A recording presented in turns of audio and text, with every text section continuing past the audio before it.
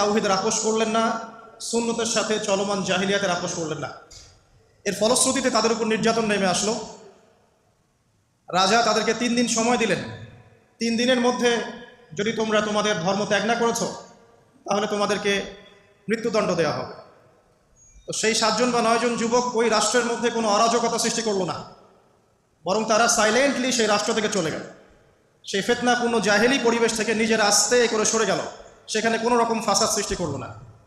যাওয়ার সময় তারা একটা কুকুরকে সাথে নিয়েছিল, যেই কুকুর বছরের পর বছর তাদেরকে পাহারা দিয়েছে গুহার মধ্যে।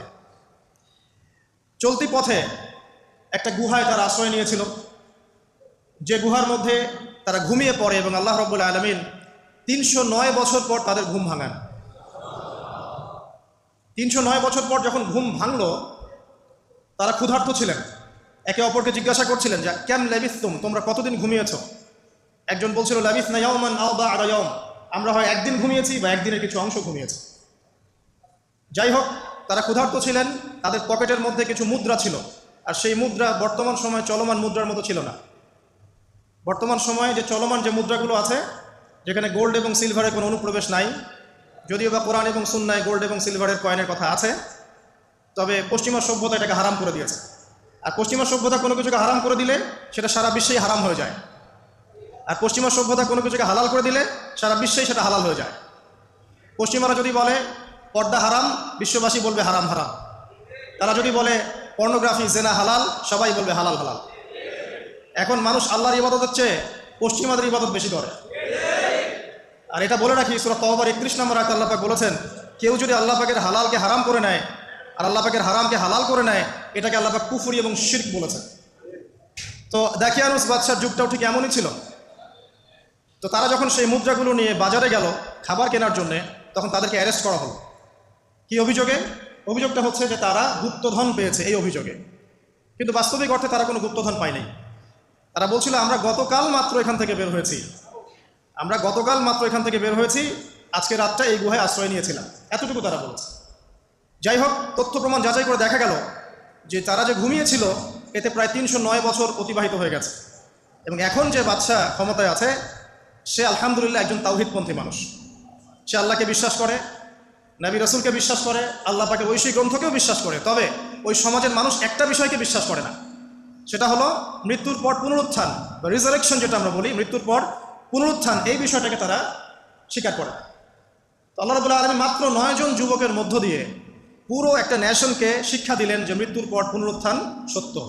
যে আল্লাহ রাব্বুল আলামিন 309 বছর ঘুম পাড়িয়ে রেখে জীবিত করতে পারেন, নিঃসন্দেহে সে আল্লাহ রাব্বুল আলামিন লক্ষ কোটি মানুষকে 1000 বছর পরেও জীবিত করতে পারবেন ইনশাআল্লাহ। এতে করে ওই পুরো সমাজটাই তাওহীদপন্থী হয়ে গেল আলহামদুলিল্লাহ। এই হলো আসহাবুল কাহফের ঘটনা, খুব সংক্ষিপ্ত করে বললাম।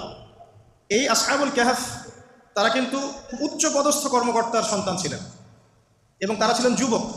তারা কেউ কাউকে চিনতেন না, কিন্তু আল্লাহ পাক তাদের মধ্যে একটা হৃদয়ের বন্ধন দিয়ে দিয়েছিলেন। এবং তারা ওই রাষ্ট্রে কোনো ফাসাদ সৃষ্টি করেন নাই, কোনো অরাজকতা সৃষ্টি করে নাই, তারা ভাঙচুর করে নাই, তারা হরতাল করে নাই, অবরোধ করে নাই, কিচ্ছু করে নাই।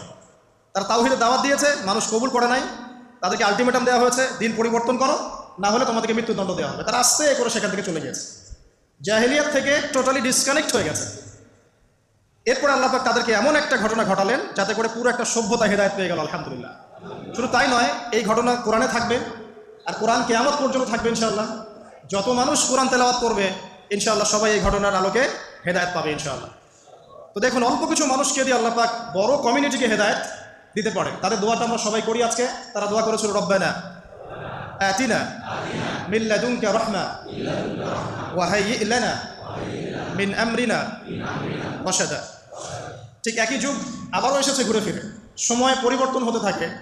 আমরা একটা কথা বলি, ইতিহাস পড়তে গিয়ে পড়াতে গিয়ে, যে হিস্ট্রি রিপিটস ইটসেলফ। আমরা বলি যে ইতিহাস নিজেই নিজের পুনরাবৃত্তি ঘটায়।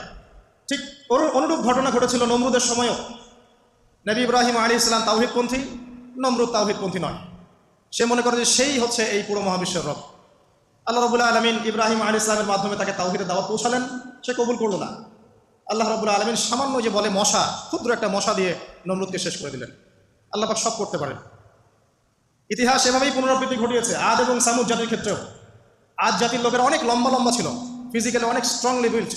তারা পাহাড় কেটে বাড়িঘর নির্মাণ করত, সামুদ জাতীয় ঠিক এরকমই ছিল, তারা পাহাড় পর্বত কেটে বাড়ি নির্মাণ করত।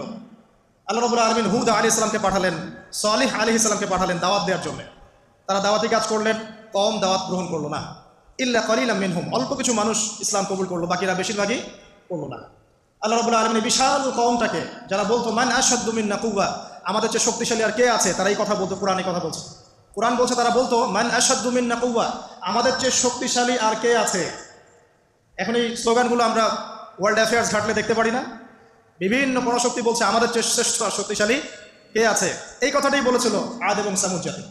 আল্লাহ পাক এদেরকে এমনভাবে ধ্বংস করেছেন যেন খেজুর গাছ উপড়ে ফেললে যেমন করে পড়ে থাকে, আদ জাতির লোকরা বাড়ির মধ্যে এভাবে পড়েছিল। মাত্র 6 দিন এবং 7 রাতের মধ্যে আল্লাহ পাক আদ জাতিকে ধ্বংস করেছেন। আর সামুদ জাতিকে আল্লাহ পাক ধ্বংস করেছেন বজ্রপাত দিয়ে, প্রচণ্ড বজ্রপাত দিয়ে, মুহূর্তে একটা কম শেষ। আল্লাহ পাক সব করতে পারেন। ইতিহাস এভাবেই পুনরাবৃত্তি ঘটিয়েছে। ফেরাউনের যুগে চলে যান, মূসা আলাইহিস সালাম একই দাওয়াত দিয়েছেন আল্লাহ রাব্বুল আলামিন। আল্লাহ পাকের পক্ষ থেকে তাওহীদ নিয়ে তিনি ফেরাউনকে দাওয়াত দিয়েছেন যে লা ইলাহা ইল্লাল্লাহ, আল্লাহ ছাড়া কোনো ইলাহ নাই। আল্লাহ রাব্বুল আলামিন চিরঞ্জীব, চিরস্থায়ী, তার কাছে আত্মসমর্পণ করো। ফেরাউন বলেছিল আনা রাব্বুকুমুল আ'লা, আমি তোমাদের মহান রব। নাউযুবিল্লাহ। সে বলেছিল মা উরিকুম ইল্লা মা আরা, আমি যা ভালো মনে করি তাই তো তোমাদেরকে বলি। ওয়া মা আহদিকুম ইল্লা সাবিলার রাশাদ, এবং আমি তোমাদেরকে শুধু সৎপথ দেখাই। ফেরাউন এই কথা বলেছিল। সে বলেছিল যে মা আলিমতু লাকুম মিন ইলাহিন গায়রি, আমি তো জানি না যে আমি ছাড়া তোমাদের কোনো ইলাহ আছে। নাউযুবিল্লাহ। আল্লাহ রাব্বুল আলামিন সবর করেছেন, ওকে সময় দিয়েছেন, একটার পর একটা গজব দিয়েছেন। কখনো উকুন নাজিল করেছেন, কখনো রক্ত নাজিল করেছেন, কখনো প্লেগ, কখনো ব্যাং, কখনো ফড়িং, এরকম করে 9টা আযাব আল্লাহ পাক ফেরাউনকে দিয়েছেন, তার কওমকে দিয়েছেন। সর্বশেষ আল্লাহ রাব্বুল আলামিন লোহিত সাগরে সদল বলে ফেরাউনকে ডুবিয়ে মেরেছেন। ডুবে মারার সময় ফেরাউন বলেছিল যে আমানতু বিরব্বি হারুন ওয়া মূসা, আমি এখন হারুন এবং মূসার রবের প্রতি ঈমান আনলাম। ডুবে মরার সময় ফেরাউন এই কথাটা বলেছিল। তখন আল্লাহ রাব্বুল আলামিন বলেছেন আল-আন, এখন, ওয়াকাদ আসাইতা মিন ক্বাবল, এর পূর্বে তুমি বিরুদ্ধাচরণ করেছো। আল ইয়াউমা নুনাজ্জিকা বিবাদানিক, আজকে আমি তোমার বাদান মানে তোমার দেহটাকে সংরক্ষণ করব, প্রিজার্ভ করব। কি জন্য প্রিজার্ভ করবেন? মিউজিয়ামে রেখে দেওয়ার জন্য? মিশরের মিউজিয়ামে রেখে দেওয়ার জন্য? কি কারণে প্রিজার্ভ করবে? লিতাকুনা লিমান খালফাকা আয়া, তোমার পরবর্তীতে যারা আসবে পৃথিবীতে ওদের সবার জন্য তুমি নিদর্শন হয়ে থাকবে, এই কারণে। তো ফেরাউনের পরে তো হাজার হাজার বছর চলে গেল, এবং এই হাজার বছরে আমরা দেখেছি আরো হাজারটা ফেরাউন এসেছে পৃথিবীতে। তাদের সবার জন্য এই ফেরাউনের মমিটা ছিল কি? নিদর্শন। কে আল্লাহ নিদর্শনের পরোয়া করে? আল্লাহ পাকে নিদর্শনের কে পরোয়া করে? আমাদের কনসেপ্ট এখন এমন, ইন হিয়া ইল্লা হায়াতুনা দুনিয়া, এই দুনিয়ার জীবনটাই আমাদের হায়াত। নামুতু ওয়া নাহইয়া, আমরা এখানেই বাঁচি, এখানেই মরি। ওয়া মা নাহনু বিমাবউসিন, আর আমাদেরকে পুনরুত্থিত করা হবে না। কোনো মানুষ যদি পরকালীন কনসেপ্ট লালন করে চলে, সেই মানুষ কি বেনামাজি থাকতে পারে কিনা? সেই মানুষ কি যাকাত না দিয়ে থাকতে পারে কিনা? যে মানুষ পরকালে বিশ্বাস করে যে আল্লাহর সামনে আমাকে দাঁড়াতে হবে একা একাই, আমার ইমাম, আমার পীর, আমার অমুক, আমার তমুক নেতা নেত্রী কেউ আমার সাথে যাবে না, আমাকে একা আমার আল্লাহর সামনে দাঁড়িয়ে হিসাব দিতে হবে, এই কথা যে চিন্তা করে, সে কি নামাজ না পড়ে থাকতে পারে কিনা? সে কি যাকাত না দিয়ে থাকতে পারে কিনা? সে কি দুর্নীতি করতে পারে কিনা? মানুষকে ঠকাতে পারে কিনা? সে কি সুদ খেতে পারে বা ঘুষ খেতে পারে? সে কি জেনা করতে পারে? সে কি কাপড় খুলে দিয়ে উন্মুক্ত হয়ে ঘুরতে পারে কিনা? এখন তো উন্মুক্ত হওয়ার সংস্কৃতি চলছে নাকি? ইবলিস যখন আদম আলাইহিস সালাম এবং হাওয়া আলাইহিস সালাম তাদেরকে যখন জান্নাত থেকে বের করিয়ে দেয়, প্রলোভন দিয়েছিল, মিথ্যা প্রলোভন, যে হাল আদুল্লুকুম, হে আদম এবং হাওয়া, আমি কি তোমাদেরকে জানিয়ে দিব, আলা শাজারাতিল খুলদি ওয়া মুলকিন লা ইয়াবলা, হে আদম এবং হাওয়া, আমি কি তোমাদেরকে জানিয়ে দিব এমন একটা গাছের ব্যাপারে যেই গাছের ফল খেলে পরে তোমরা চিরস্থায়ী হয়ে যাবে এবং কোনোদিন মরবে না। এই যে চিরস্থায়িত্বের টোপ আর অমরত্বের টোপ, এই দুইটা টোপ দিয়ে আমাদের পিতামাতাকে ইবলিস জান্নাত থেকে বের করে দিয়েছে।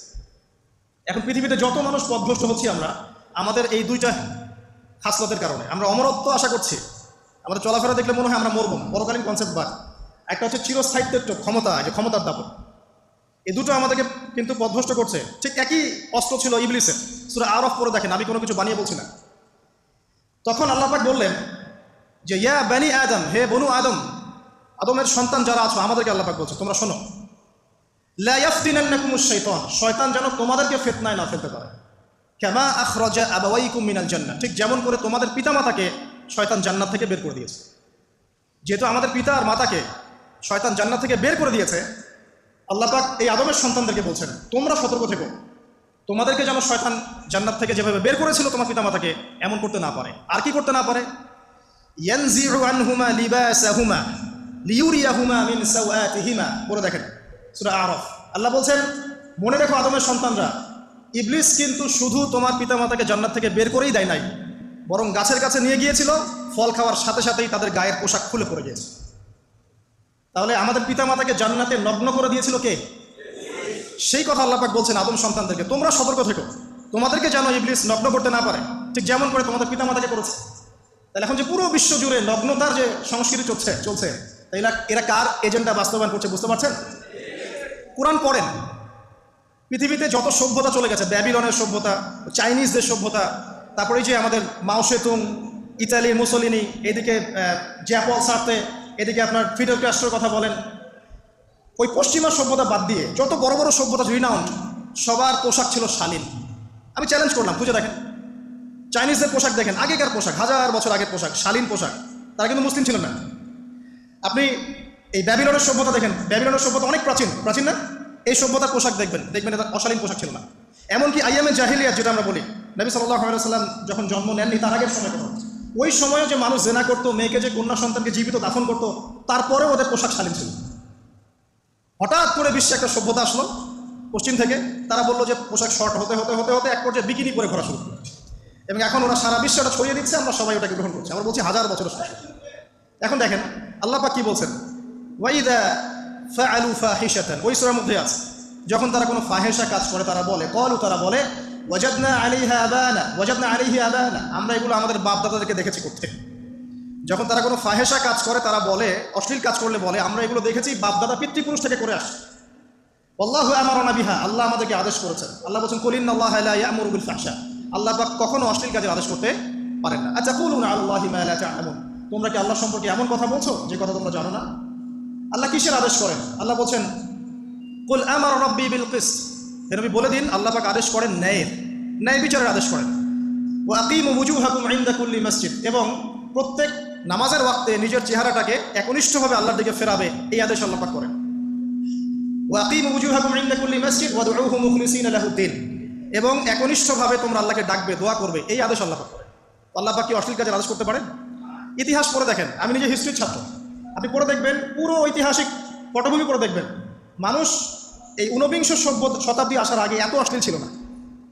এখনকার বিশ্বে যত সমস্যা চলছে, কয়েকটা বলি, রিবা বা সুদ, জেনা বা উন্মুক্ত যৌনাচার, তারপরে বেপরদামি অশ্লীলতা, 4 নাম্বার আপনার মাদক, ঠিক আছে, 5 যে বড় মহামারী পর্নোগ্রাফি, যত বড় বড় মেজর সমস্যাগুলো চলছে যেগুলো ইয়াং জেনারেশনকে ধ্বংস করে দিচ্ছে, এগুলোর ম্যাক্সিমাম এসেছে কিন্তু পশ্চিম থেকে। খেয়াল করে দেখবেন, এগুলো কিন্তু বাংলাদেশ থেকে আসে নাই, আসছে ভারত থেকে আসছে, পাকিস্তান থেকে আসছে, সাবকন্টিনেন্ট থেকে আসে নাই, এগুলো দেখবেন একটা নির্দিষ্ট জায়গা থেকে আসছে। তো এই কারণেই আমাদের সতর্ক দৃষ্টি রাখতে হবে যে বস্তুবাদী উন্নয়ন সব কিছু নয়।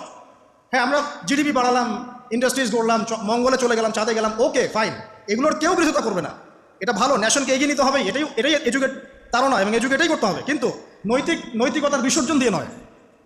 নৈতিকতার বিসর্জন দিয়ে ধর্ম থেকে দূরে চলে এসে নাস্তিকতায় বিশ্বাসী হয়ে, আল্লাহকে বাদ দিয়ে, রাসূলকে বাদ দিয়ে এই বস্তুবাদী উন্নয়ন আমাদের পরকালকে বাঁচাতে পারবে না। তো পরকালকে বাঁচিয়ে রেখে আমার দুনিয়াবী উন্নয়ন করতে হবে, এবং দুনিয়ার উন্নয়নটা অবশ্যই জরুরি।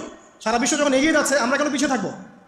আমি তো এটাও বলি যে এটা অনেক মাদ্রাসার লাইনে যারা আছেন তারা আমার সাথে একটু বিরোধিতা করেন এই বিষয়ে, কিন্তু আমি নিজেই বলি, বিশাল আগুন, এই আগুনটা মানব জাতিকে হাসরের মাঠের দিকে তাড়িয়ে নিয়ে যাবে। এই 10টা আলামত না আসা পর্যন্ত কিয়ামত হবে না। অতএব আপনি এখন রিল্যাক্সে নাকে তেল দিয়ে ঘুমান নাকি ভাই? এই 10টা আলামত না আসা পর্যন্ত কিয়ামত হচ্ছে না, তবে এই 10টা আলামত আসার পটভূমি কিন্তু তৈরি হয়ে যাচ্ছে, এটা আমাদের খেয়াল করতে হবে। আচ্ছা আসেন, এই যে শুআয়ব আলাইহিস সালামের কওমকে যে ভূমিকম্প দিয়ে ধ্বংস করা হলো, এই ভূমিকম্প কখন আসে? আল্লাহ পাক বলছেন তার রাসূলের মাধ্যমে, যখন সমাজের মধ্যে পাপ বেড়ে যাবে, অশ্লীলতা বেড়ে যাবে, মানুষ মাদককে হালাল মনে করা শুরু করবে, জিনাকে হালাল মনে করা শুরু করবে, এবং এই যে বেপরদামি বেড়ে যাবে, তখন সমাজের মধ্যে ভূমিকম্প দেখা দিবে, ভূমিধস দেখা দিবে। গান বাজনা, বাদ্যযন্ত্রকে মানুষ হালাল মনে করা শুরু করবে, তখন এগুলো আসবে। তো এগুলো কি আসার বাকি আছে? এখন কি মনে হচ্ছে? আল্লাহ পাক আমাদেরকে হেফাজত করুন, আমিন। বাঁচার উপায় কি? ওই যে বললাম, রব্বানা বলেন, আতিনা মিন লাদুনকা রাহমা ওয়া হাইয়্ লানা মিন আমরিনা রশাদা। এভাবেই ইতিহাস নিজেকে পুনরাবৃত্তি ঘটিয়েছে। কওমে লুত, মনে আছে?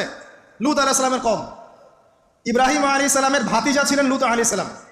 তাকে আল্লাহ পাক একটা কওমকে দাওয়াত দেওয়ার জন্য পাঠালেন, যেই কওম এমন পাপ করছে যেই পাপ ইতিহাসে কেউ কখনো করে নাই।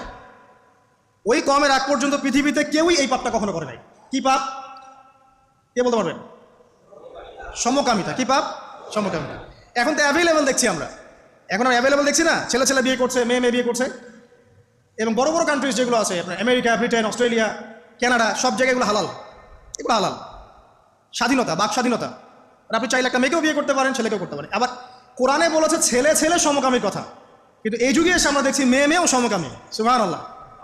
এবং এটা আমাদের দেশে ছড়িয়ে পড়ছে, এটা কিন্তু অ্যালার্মিং একটা বিষয়। আমরা সবাই বাইরে ভালো মানুষের মুখোশ ধরে আছে ঠিকই, কিন্তু ভিতরে ভিতরে সমাজ এগুলো চলছে। এগুলোকে যদি এখনই আমরা ডিফেন্ড করতে না পারি তাহলে কিন্তু সমস্যা। আগামীতে দেখা যাবে যে আমাদের পরিবারের মধ্যে এগুলো ঢুকে যাচ্ছে, নাউজুবিল্লাহ।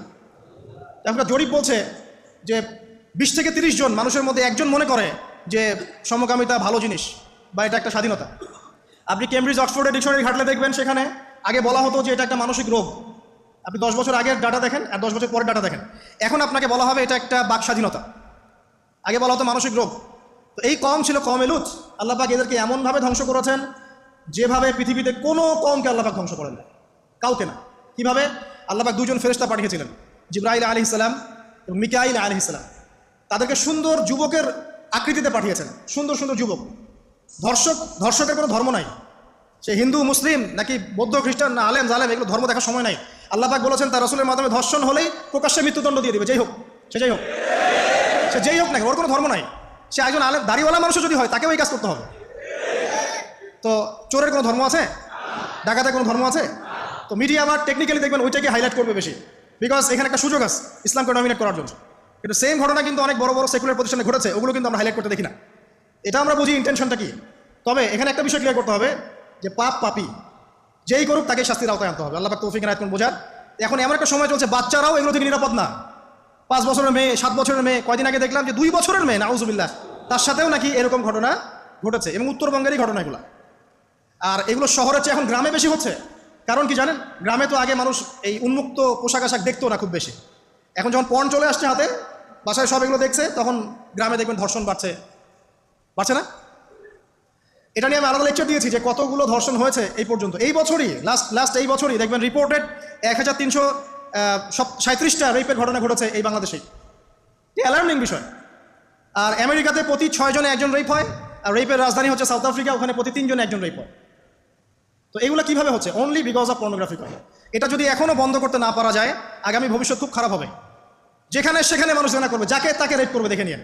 বিকজ এটা ভিতর থেকে মানুষকে পশু বানিয়ে দিচ্ছে। আমরা জানি এর পিছনে একটা বড় ইন্ডাস্ট্রি কাজ করে, যারা সারা বিশ্বে প্রায় $98 বিলিয়ন ব্যবসা করে পর্ন দিয়ে। শুধু আমেরিকায় ব্যবসা করে $12 বিলিয়ন, সারা বিশ্বে $12 বিলিয়ন বোঝেন? $1 বিলিয়ন কত কোটি বোঝেন? $100 কোটি। বিশাল একটা ইন্ডাস্ট্রি আছে, এর পিছনে টাকা কাজ করে, টাকা, অনলি টাকা। আর এখানে যা দেখানো হয় সবই ফেক, এগুলো কোনোটাই সত্য না। এটা শুধু একটা অভিনয়, আর কিচ্ছু না। এটা দিয়ে পুরো স্পেশালি মুসলিম যুবকদের ভিতরে এমন একটা পশুত্ব ঢুকে দেওয়া হয়েছে যে জেনা, ধর্ষণ, বেহায়াপনা এগুলো বাড়তেই আছে দিন দিন। এটা না কমানো গেলে এবং আইনের সুশাসন নিশ্চিত করা না গেলে ধর্ষণ কমবে না, জেনা কমবে না, ইফটিজিংও কমবে না, মেয়েদের অধিকারও আর আদায় করা সম্ভব হবে না। এটা আমার মত।